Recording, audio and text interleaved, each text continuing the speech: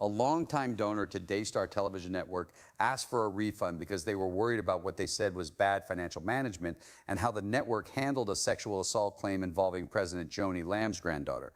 This has caused a lot of attention to the network. They wouldn't give the money back because they said Jonathan Lamb, Joni Lamb's son, was behind the claims and did them on purpose. According to lawyers, nonprofits usually have to return gifts.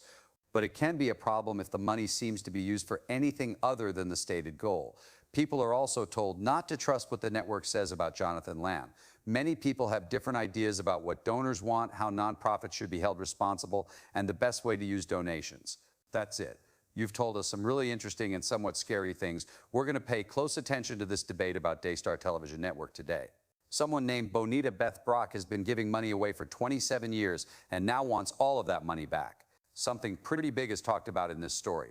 Wow. They not only changed their minds, but there are also serious claims that funds were misused, which is connected to the change. People say that Joni Lamb, the president of the network, bought mansions with money from donors. The story talks about these claims. It also talks about claims that the network did not properly handle the sexual assault of her granddaughter. For sure, very heavy stuff.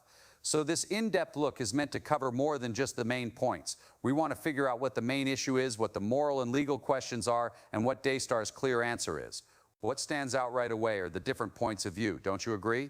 Of course. Mrs. Brock is the first. She feels cheated after giving for almost 30 years. She thinks that someone took her money, which was meant for church. What did Daystar do? It is more than just denying it. It is a bit of a surprise that Jonathan Lamb, Joni Lamb's son, is thrown right into the middle of this strong counter story. Yes, it does look bad on him. It's a big turn. Let's start with the side that gives. 27 years. Try to really see things from her point of view. That shows a lot of trust at first, right? A promise you can keep. Of course, it's clear how important her current feelings must be after that long.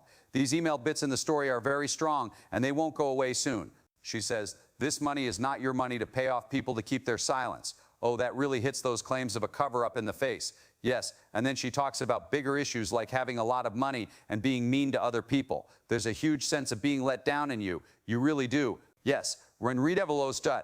Renhausen liked the idea that money given for church work could be used to pay for things like nice homes or fancy lives. She is very angry and upset right now because that goes against her idea of care. She calls their behavior cocky and says they can lie to show how upset and angry she is. After all that help for a long time, you have to wonder when things really changed. Let's talk about Daystar's answer next. It's just as strong as you said, but it's going in a different direction. There is more. They are not only not returning the money, but they also say that Joni Lamb's son Jonathan has a corrupt spirit of greed and power and is intentionally lying to hurt his mother and even his late father. Doesn't it look like a very smart move? Not focusing on the money claims themselves. In fact, it is a very big mistake. As soon as Mrs. Brock brings up her concerns about how the money was handled, they quickly change the subject. They attack the person and are upset about a family member. And that makes you wonder, why work so hard to make Jonathan Lamb look bad when you want to help a donor who is worried about money?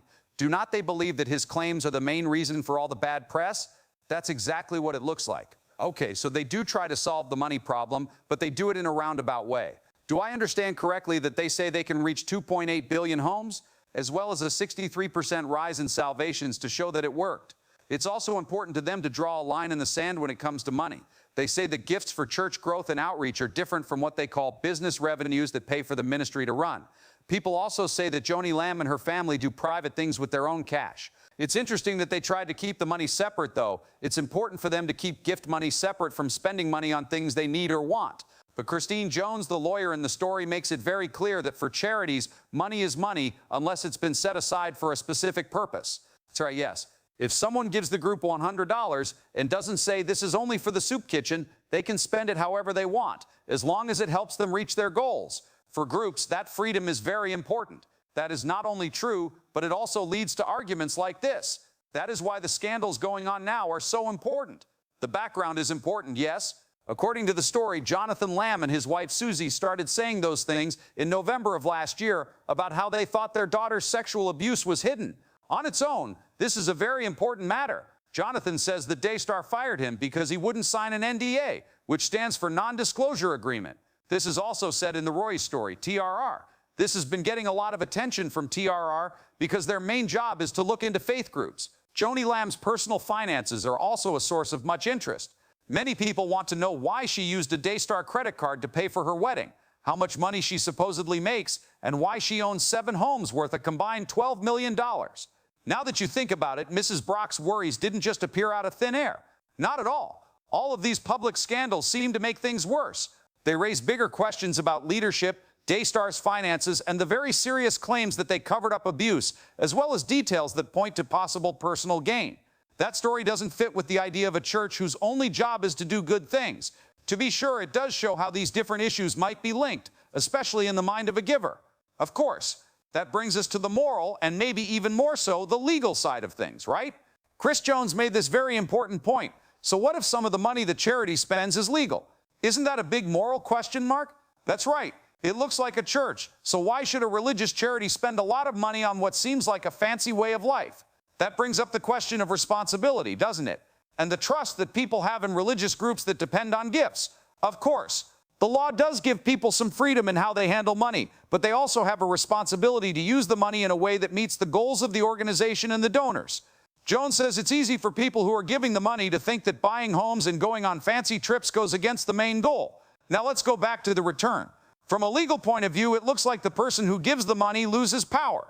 In the eyes of the law, it's the same as a gift from the charity to the person who gave it. It might sound easy, but it's not always the case. But sometimes it's okay, like when it's clear that the money was set aside for a certain job. That's right. You could help Mrs. Brock get that money back in court if she had proof that said this donation is only for Project X, but Project X never happened. It's not as easy to get your money back for general gifts given over, say, 27 years. In general, it's tougher. When Jones says that you should probably talk to a lawyer about your specific case, it makes sense. What else really stood out to me was how Christine Jones responded to how Daystar talked to Mrs. Brock. In particular, why they chose to say bad things about Jonathan. That was really cool. She said it was wrong and might even be slanderous. She said it might have been better to acknowledge Mrs. Brock's worries, thank her for all the help she had given over the years, and maybe even return the gift as a gesture. That's right. It really shows where ethics and PR meet, doesn't it? It does, yes. I mean, even if Daystar is sure that Jonathan Lamb is telling the truth, why attack him directly in a message to a worried long-term donor? It looks like that's risky. It could turn off other fans, give the impression of fights within the group, and maybe even show a lack of openness. They should do something nice, like giving the money back, even if they aren't required to by law. It might make things better and show that they care about the giver's happiness.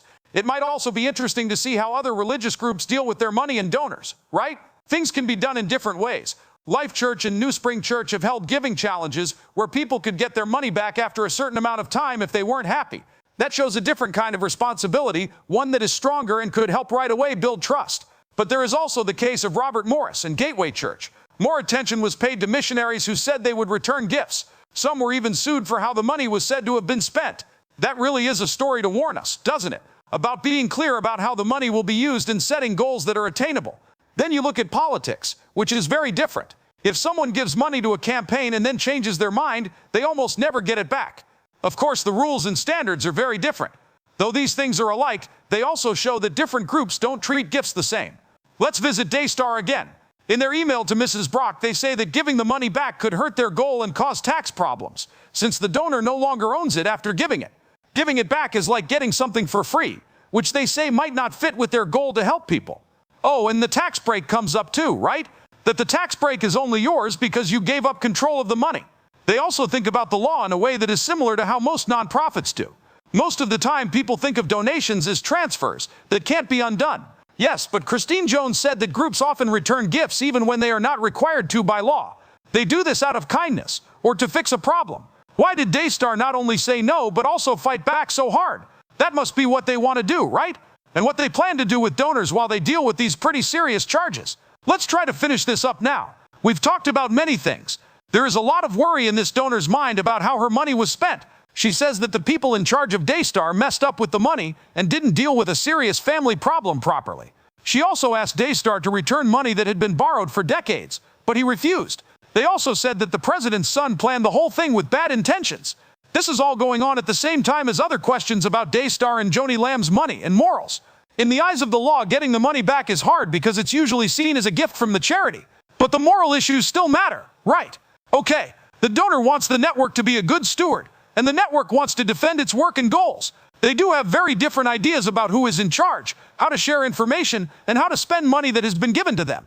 That's the main point of disagreement, what the donor wants and what the group does.